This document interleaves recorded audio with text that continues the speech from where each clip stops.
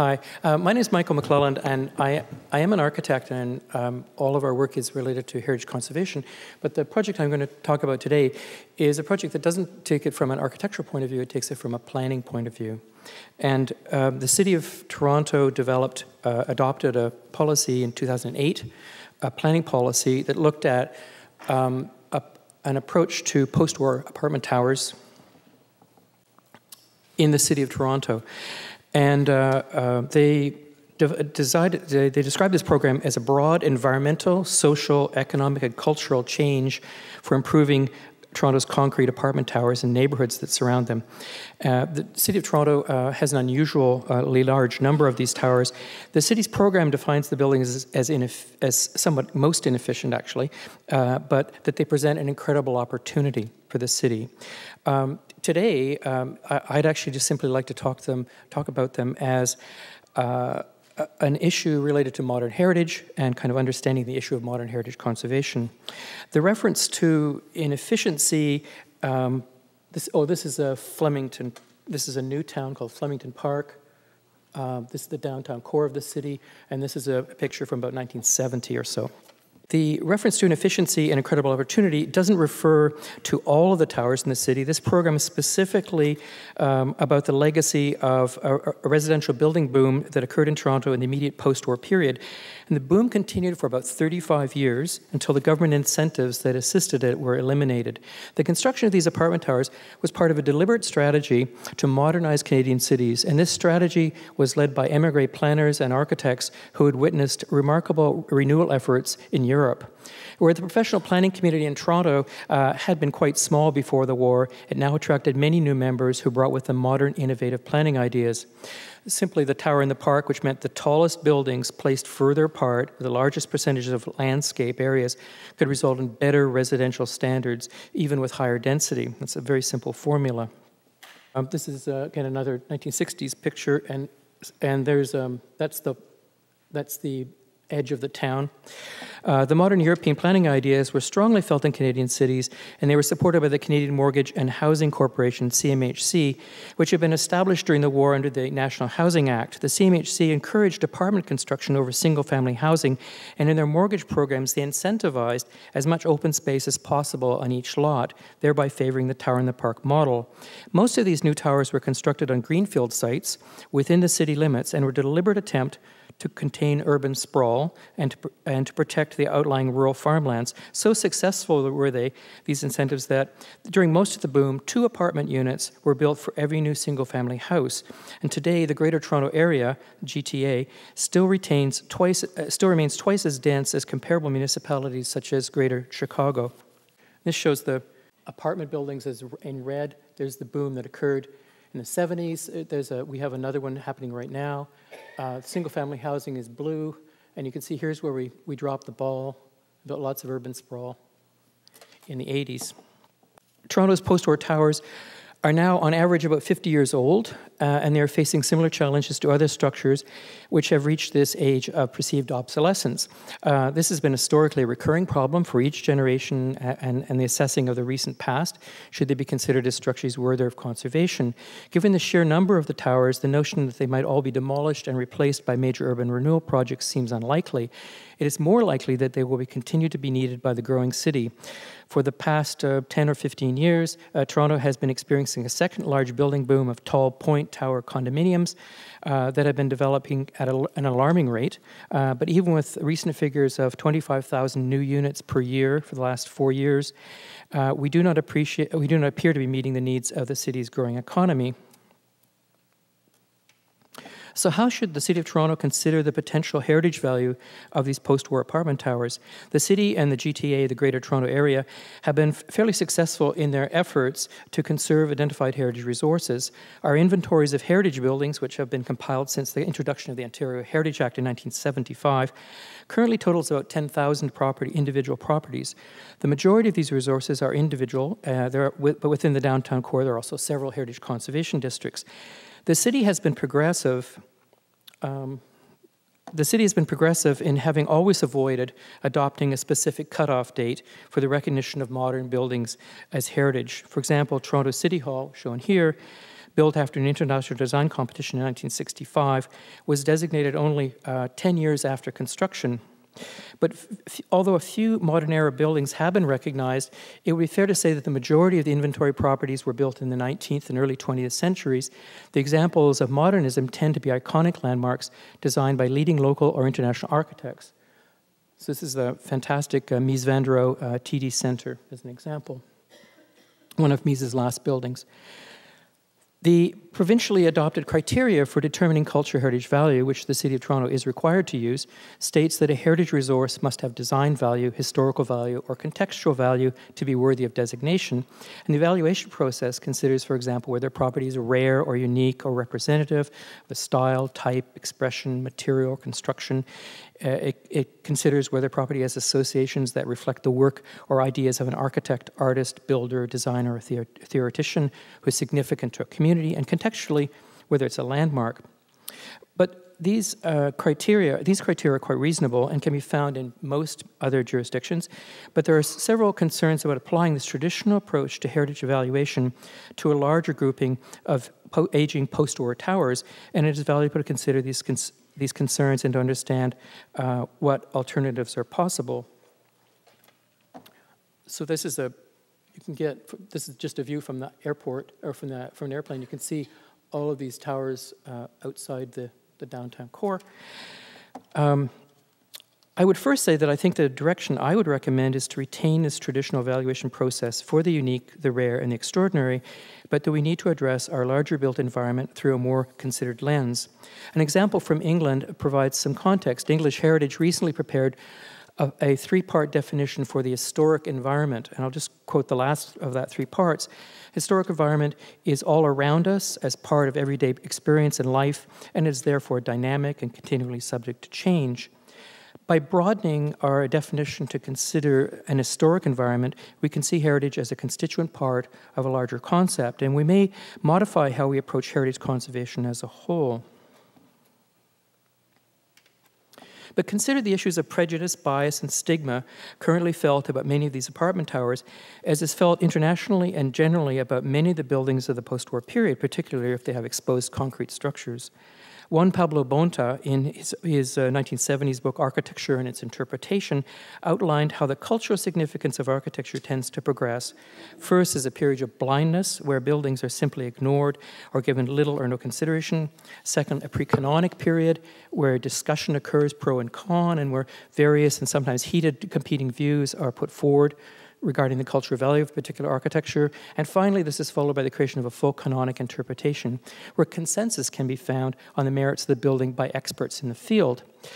So currently, a consensus on a canonic interpretation can be found for many buildings in North America if they're about 100 years old. The traditional heritage evaluation process is simply a codification of that interpretation. But for buildings of the post-war period, with individual exceptions, it remains the rule. There is still in Bonta's periods of blindness or pre-canonic discussion at best. With Toronto's towers, some of the discourse has occurred, so that the subject of the tower renewal has been published in the Docomomo Journal that Miles Glendenning did on post-war mass housing in 2008, and the AP Journal in 2011, which was the modern heritage version, which happened in response to an APT conference that was held here. Yet it is not clear at this time that there is a canonic interpretation, nor that sufficient discussion has occurred for such an interpretation to even be fully formulated. So, as with much of the architecture of the recent past, it is not possible to fully confirm the cultural value of a resource using the traditional methods of evaluation.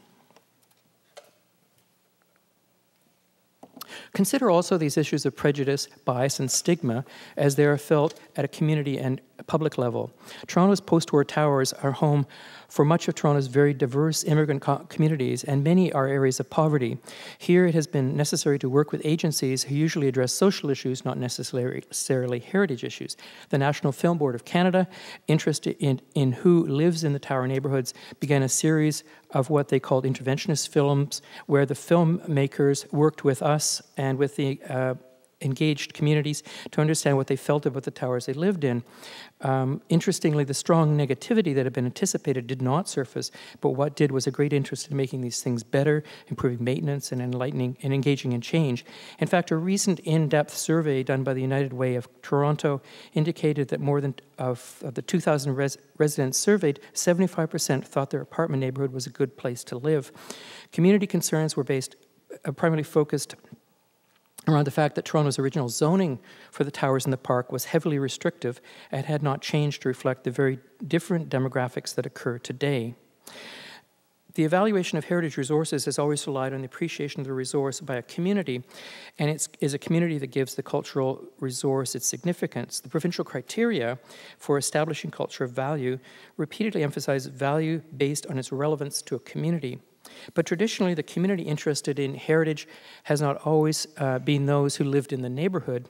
Within neighborhoods, that has meant that the interests of heritage conservation could be seen, unfortunately, as representing a type of gentrification, a type of elitism, and a potential tool for displacement of existing residents. This has certainly happened in many of Toronto's older downtown neighborhoods, once working-class communities and now rather upscale heritage conservation districts. But we just found out, by the way, that this little film we did won the Canada's version of an Oscar. We found it out last week, so we're very pleased. This neighborhood's called the Peanut, affectionately called the Peanut because of the shape of the shape of the public space. This idea that so evaluating the cultural values of a place needs to include understanding the communities who live there and the patterns of use that they create. Toronto's immigrant communities are immensely diverse, and it is inevitable that the cultural value of the tower neighborhoods should reflect that cultural diversity. This idea that heritage forms part of a larger environment has meant that the tools for analysis must change. Rather than an individual analysis of building by building, the analysis has been typological and survey-based. In 2010, we undertook a study commissioned by the Province of Ontario's Growth Secretariat and Ministry of Infrastructure, which outlined the extent of the towers using classified municipal taxation data. The study examined Toronto and the Toronto area around Toronto called the Greater Golden Horseshoe, and it catalogued almost 2,000 of these towers. They're 8 stories and taller, and more than 1,000 lower towers that were 5 to 7 stories from the same post-war period. Jointly, these buildings contain 500,000 apartment units and constitute at least 12% of the entire population of the area. So this study also quantified the towers in relation to clusters, showing that over 60% of the towers were in groups of 5 or more, meaning that the buildings could not really be seen as individual architectural structures, but rather as planned neighborhoods with the potential significance of the place, its potential heritage value, resting equally amongst the professional fields of planning and architecture and landscape architecture. The analysis of the, I'm going to check my time, sorry. The analysis of an aging building stock as a prominent urban typology addresses more than heritage concerns. It melds the work of heritage conservationists interested in understanding and appreciating our recent past with the work of many others. From a planning perspective, there's an interest that the density existing in these apartment towers can help plan new infrastructure within the city, such as currently proposed light rapid transit lines. For energy conservationists, this building stock suggests significant ways to improve energy consumption at a regional level. In 2009, the University of Toronto developed retrofit guidelines for these post-war towers. Again, this work was approached on a typological level rather than on a building-by-building condition analysis that would be a traditional heritage conservation practice.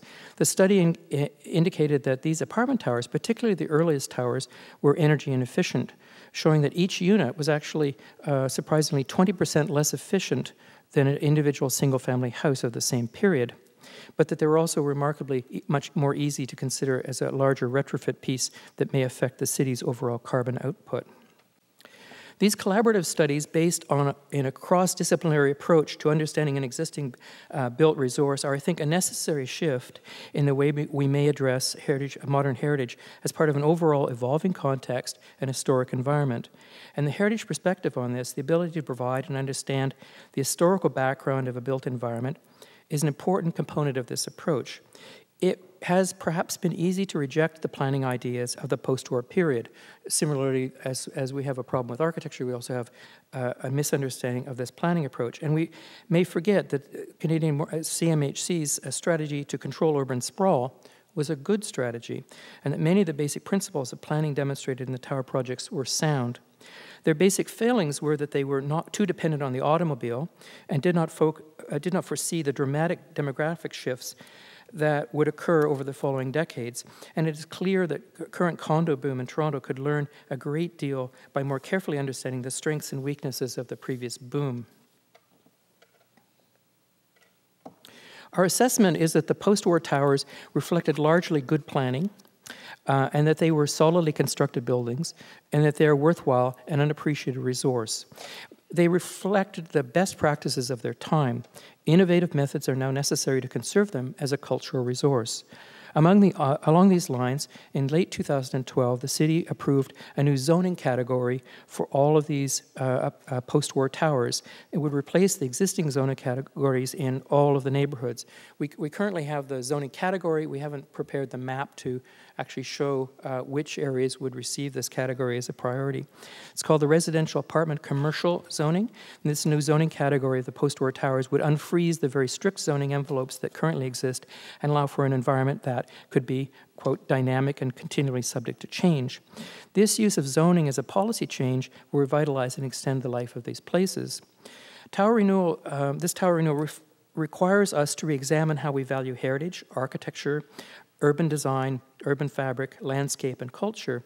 And it's interesting to consider, for example, that even the visionary Jane Jacobs, who made Toronto her home over 40 years, like many others, characterized Toronto as a city of neighborhoods. But these tended to consist of nice, tree-lined streets in mature and stable downtown neighborhoods, areas like the Annex neighborhood where Jane Jacobs lived. But with the emerging public appreciation of tower renewal and the larger acceptance of this approach, a newer, more complete vision of the city is appearing. It includes the suburbs, it includes mixed ethnic communities, and it includes the rough new vision of post-war modernity. As the city suggests in its website, this new vision presents an incredible opportunity. Thank you very much.